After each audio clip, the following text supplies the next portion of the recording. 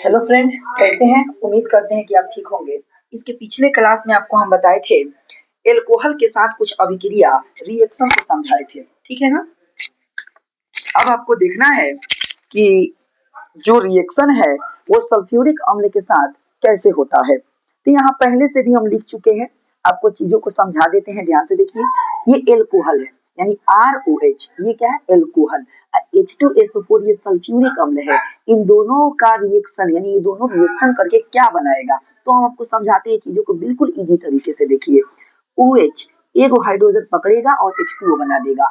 OH एगो hydrogen पकड़ेगा और H2O बना देगा, ठीक है ना। और ये रिएक्शन से बाहर करेगा तो क्या बचा हुआ है? तो R बचा और साथ में क्या बचा हुआ है? एगो हाइड्रोजन, एगो हाइड्रोजन और SO4। इसको कहेंगे R का मतलब एल्कीन, H का मतलब हाइड्रोजन और SO4 का मतलब होता है सल्फेट। इसका एग्जांपल लेते हैं, C2H5OH ये एल्कोहल है, एथिल एल्कोहल है। इसका रिएक्शन H2SO4 के साथ कराते हैं, ठीक है ना, यानी ये सल्फ्यूरिक अम्ल है।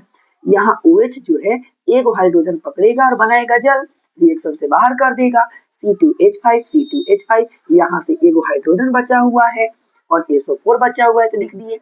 ये दूगो कार्बन है ना, तो एथिल हाइड्रोजन और SO4 को हम कहेंगे सल्फेट। और इसी प्रकार से इस रिएक्शन को आप कंप्लीट कर दीजिए, ठीक है ना, लिख लीजिए इसको। अब आगे लेते हैं क्या, अगला अगला पॉइंट लेते हैं फास्फोरस हाइलाइड से अभिक्रिया। किससे अभिक्रिया? फास्फोरस हाइलाइड से अभिक्रिया। फास्फोरस हाइलाइड कहेंगे तो या तो PX5 का बात करेगा या PX3 का बात करेगा। X को कहते हैं हाइलाइड और X के जगह पर फ्लोरीन, क्लोरीन, ब्रोमीन और आयोडीन हो सकता है। ये रहा एल्कोहल। पहला हम पॉइंट लेते हैं PX5, ठीक है ना। एल्कोहल PX5 के साथ रिएक्शन कराना है। इसके लिए आपको ट्रिक बताते हैं। ROH को आप अलग अलग तोड़ दीजिए, ROH अलग अलग तोड़ दीजिए। यहाँ X 5 गो है, एगो साइड में लिखिए, एगो साइड में लिखिए। अब बचा हुआ PX3 को बीच में लिख दीजिए और इस तरह से आप मिला दीजिए। RX हो जाएगा, RX, POX3 HX हो जाएगा। इसको हम कहेंगे एल्कील हाइलाइड। आपने पहला चैप्टर में पढ़ रखा है।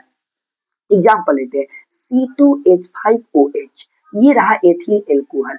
TCl5 के साथ रिएक्शन कराना है। क्या आप इस एल्कोहल को कुछ ऐसे तोड़ सकते हैं क्या? C2H5O और फिर से H हो जाएगा। Cl 5 गो है, एगो साइड में, एगो साइड में, बचा हुआ बीच में C2H5Cl। इसको मिलाइए तो क्या बनेगा जी? मिलके C2H5 और Cl बन जाएगा।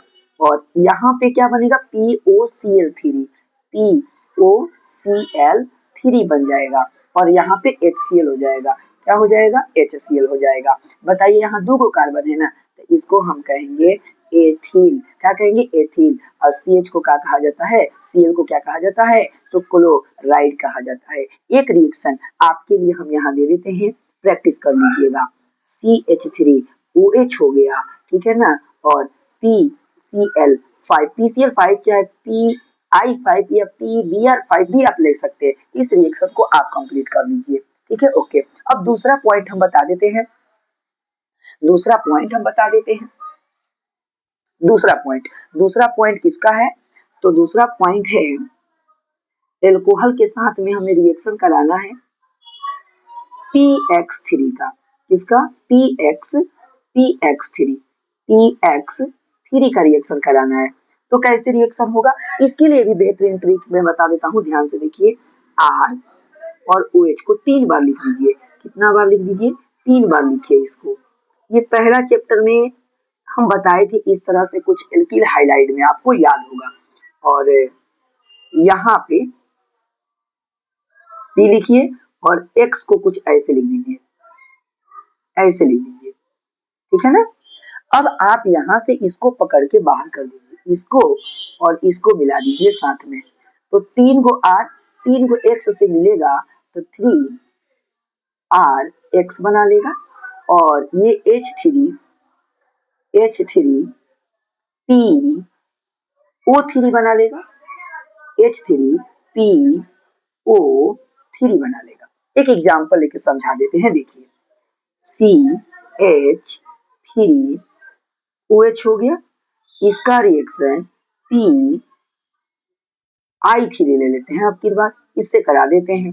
तो क्या हम चीज को ऐसे लिख सकते, क्या 3 बार लिखना पड़ेगा ना, तो CH3OH, ठीक है, CH3OH, CH3OH, ठीक है ना। और PI3 को हम ऐसे लिख देंगे, I, फिर से I और यहाँ पे I। अब इसको और इसको आपको मिला देना है, तो CH3I, CH3I, CH3I, तो 3 गो CH3I बनेगा, ठीक है। और H3, H3 P एगो है, O 3 गो है, ठीक है। इसको हम नाम क्या देंगे, एगो कार्बन है ना, तो एगो कार्बन को हम क्या कहते हैं बताइए, मेथिल कहते हैं। और आई को आयोडाइड कहेंगे, क्या कहेंगे जी, आयोडाइड कहेंगे।